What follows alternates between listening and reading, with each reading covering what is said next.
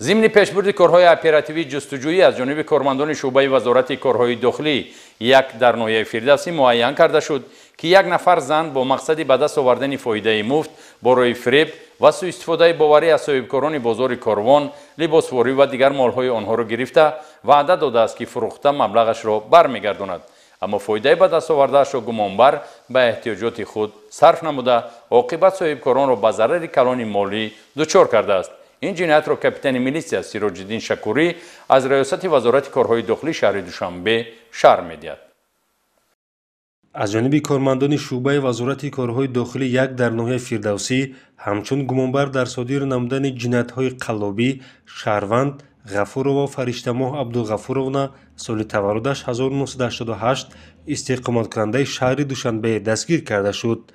дар натиҷаи пешбурди корҳои тафтишотӣ муайян гардид ки номбурда худро ҳамчун соҳибкор муаррифӣ намуда аз якчанд нафар савдогарони бозори корвон ҷавоҳирот, матои занона ва молҳои гуногуни рӯзгорро ба насия гирифта ваъда додааст ки маблағашро ба зудӣ пардохт мекунад. аммо бо баҳонаҳои гуногун шаҳрвандонро фиреб дода аз фурӯши молҳои гирифтааш маблағ ба даст оварда ба манфиати худ истифода кардааст. чунончи номбурда моҳи сентябри соли 2022 аз як нафар сокини пойтахт молу ашё бо арзиши 55 000 сомонӣ ва аз як нафари дигари сокини шаҳри душанбе молҳои рӯзгор ба маблағи 40 100 сомонӣ гирифта ваъда додааст ки маблағи онҳоро ба зудӣ пардохт мекунад. аммо номбурда бо ҳамин ғайб зада ба шаҳрвандон зарарҳои гуногуни молӣ расонидааст. қобили зикр аст ки айни замон номбурда дар 6 ҳолати бо чунин тарз фиреб додани шаҳрвандон даст дошта оид ба ҳолатҳои дигар тафтишот ҷараён дорад. ай корвон бор гирифтум, ай азимия ососафтум метум ки хатим ҷамъ карду намеша ҳамаша ҷебефтум надорум қани ниметум негу ба айди хаям 6-7 нафар дига ам корвон ам хучум гирифтум ки метум ки нерозӣ нашидам ба мафтум азам нестам ҷанг кардам қачум нестам шустам метум ки бовар накардам. айни замон нисбати гумонбаршаванда ғафурова фариштамоҳ тибқи талаботи моддаи 247 кодекси ҷиноятии ҷумҳурии тоҷикистон парвандаи ҷиноятӣ оғоз карда шуда номбурда дар ҳабси пешакӣ қарор дорад.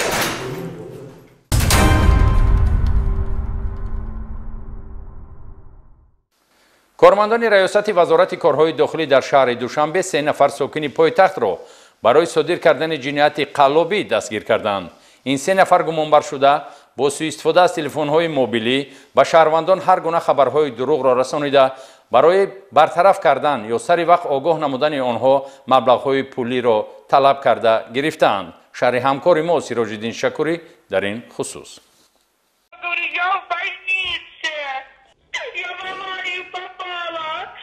давоми чанд рӯзи охир як қатор шаҳрвандони ҷумҳурии тоҷикистон оид ба мардумфиребии афроди ношинос ба мақомоти милитсия муроҷиат намуданд ки аз рӯи шаклу усули содиршавӣ ҳамаи онҳо яксон мебошанд. кормандони мақомоти милитсияи шаҳри душанбе дар натиҷаи амалисозӣ як қатор чорабиниҳои оперативӣ ҷустуҷӯӣ муайян намуданд ки аз хориҷи кишвар як гурӯҳи муташаккили ҷинояткорони интернетӣ ба ин кор машғуланд ки 3 нафар ҳаммаслакони онҳо дар ҷумҳурии тоҷикистон дастгир карда шуданд.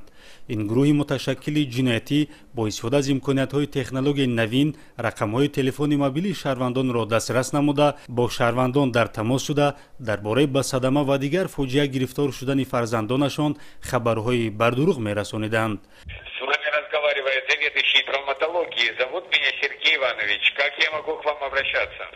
Хамид Ахмедович, сегодняшним днем ваша дочь поступила к нам в больницу после ДТП. Они заберут заявление, пап, но они там просят $30 000. бо истифода аз таъсиррасонии равонӣ ба боварии шаҳрвандон даромада аз онҳо гӯё барои табобати фарзандонашон маблағҳои калони пулӣ талаб карданд. чунон зимни пешбурди коркардҳои оперативии ҷустуҷӯӣ ошкор карда шуд, ин гурӯҳи муташаккили ҷинояткорони интернетӣ барои амалигардонии мақсадҳои ҷиноятиашон аз ҳисоби шаҳрвандони ҷумҳурии Тоҷикистон нафарони алоҳидаро ба худ ҷалб намуда, барои интиқол додани маблағҳои пулӣ онҳоро вазифадор намуданд. аз ҷумла шаҳрвандон Мараиму Фарҳод Ҳасанович санаи таваллудаш 1992, истиқоматкунандаи шаҳри Душанбеи кӯчаи Лоҳутӣ ва Шарофиддинов Рустам соли таваллудаш 1991, истиқоматкунандаи шаҳри Душанбеи кӯчаи Наврӯз дастгир карда шуданд, ки онҳо тавассути саҳифаи иҷтимоии Телеграм бо ин гурӯҳи ҷиноятӣ дар тамос шуда, ба ҳайси интиқолдиҳанда ба онҳо ёрӣ расониданд. Номбурдагон аз 3 шаҳрванд беш аз $40,000-ро қабул намуда, тавассути ҳамёни электронӣ ба хориҷи кишвар интиқол доданд. дар ҳамин 3 ҳолати рафтагим яки $40,000 равон кардам шуд. ҳаққи хизмати ман 10% будааст.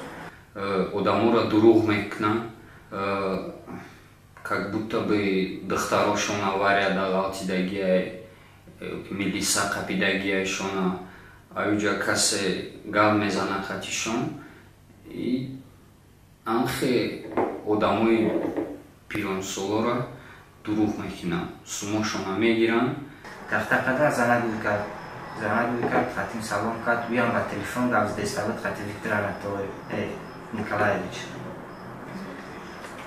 Сума гирифтам, $25,000 гирифтам, буромадам дар амрам додам дар Фарҳод, дар кор мара таклиф карда дида. ҳисоб кард, $25,000 буромад, банкомат рафтам дар Кӯрай, ёра сомонӣ кардан дар Кӯрай, дар карта данони ҳамон Виктор Николаевич кардан дар Кӯрай. ҳамчунин аз ҷониби кормандони милитсия Акобирова Амина соли таваллудаш 2001 истиқоматкунандаи шаҳри Душанбеи кӯчаи Қабодиён дастгир карда шуд. ӯ низ дар 3 ҳолат аз ҷабрдидагон дар умум зиёда аз $22,000-ро гирифта, тавассути хизматрасониҳои бонкӣ маблағҳоро ба хориҷи кишвар фиристода, аз ин ҳисоб фоида ба даст овардааст. Телеграмдам хали кор гуфтан. Ман дид пурсидам чӣ кора гуфтан, даставкаи чӣ гуфтак ашёҳоай. Гуфтам чӣ хали ашё гуфтак, мешава пуле, мешава либосаҳай, ҳар хели чизоҳай. Ба рафтам тарафи цир гуфтан наздикбода рафтам гирифтам сума. Ҳамон сума гуфтак 1000 сомон гир дах дод. Ба дигариша далиф рой кун. Гуфтам хорошо, дуюм бора $5,000 гирифтам. Якним та гуфтак гирена, дальше чи якним мондагиша далиф парто охирин бора 23,000 сомон. Аҷа 7,000 сомон. Уҷа гуфтак бигӣ гуфтан ки далиф парто. бо назардошти ҳолатҳои мазкур, раёсати вазорати корҳои дохилӣ дар шаҳри Душанбе шаҳрвандонро огоҳ месозад, ки ба ҳар гуна зангҳои афроди ношинос ва хабарҳои бар дурӯғи онҳо бовар накунанд.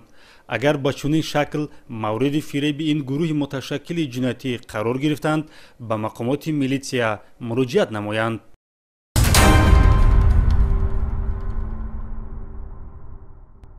нуқтаи ҷиноят ҷазо аст.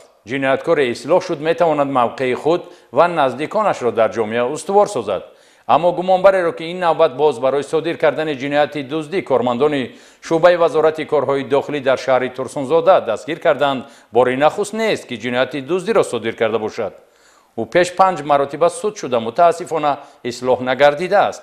гузориши ҳамкоронамон аз шаҳри Турсунзода. доир намудани чорабинии оперативии ҷустуҷӯӣ дар асоси муроҷиати 5 нафар ҷабрида ба мақомоти милитсияи шаҳри Турсунзода имкон дод ошкорсозии 5 лаҳзаи дуздӣ аз мағозаҳо бо зараррасонии зиёда аз 80,000 сомонӣ ошкор шавад. дар содир намудани силсила дуздиҳо шаҳрванд Калонов Камолҷон Бердиқулович соли таваллудаш 1974 сокини деҳаи Гулистон ҷамъияти деҳоти Сабои ноҳияи шаҳри Нав гумонбар аст. вобаста ба шахсияти гумонбар қайд намудан зарур аст ки гузаштаи доғдори ҷиноятӣ дошта, қаблан 5 маротиба суд шудааст. Калонов Камолҷон давоми моҳҳои март, апрел ва май дар ҳудуди шаҳри Турсунзода шабона бо роҳи шикастани дар мағоза ва дуконҳои савдои соҳибкоронро ҳадафи дуздӣ қарор додааст. ном бурда аз мағозаҳои фурӯши либосҳо, молҳои парфюмерӣ, фурӯши телефонҳои мобилӣ, ашёҳои арзишнокро дуздида ба соҳибкорон зарарҳои гуногуни иқтисодӣ расонидааст. از جمله از داخل مغازه فروش تلفن‌های موبیلی که به شهروند واسیتوف اصل‌الدین تعلق دارد 31 عدد تلفن‌های موبیلی را تصرف نموده به صاحبکار 50400 سومانی ضرر رسانیده است.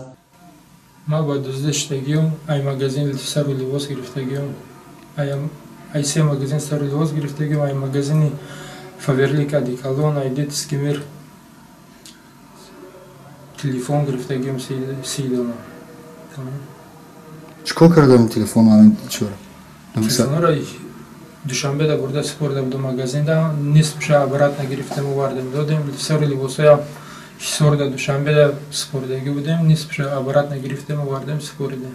پول من را چه کردیم؟ درسته میخوردم میگشتم. اینچنین از مغازه فروش لباس‌های مردانه نظروف ارکین که در کوچه میرزا ترسونزاده شهر مذکور جایگیر است پایافزال و لباس‌های مردانه را ربوده ضرری به سوی ملک رسانده‌اش 12680 سومانی را تشکیل می‌دهد. بر اساس 5 حالت معین شده دزدی نسبت کلانوف کمال جان با ماده 244 کدکس جنایتی جمهوری تاجیکستان پرونده جنایتی آغاز گردیده چاره پیشگیری در نمود حبس پیشکی نسبت او تطبیق شده است.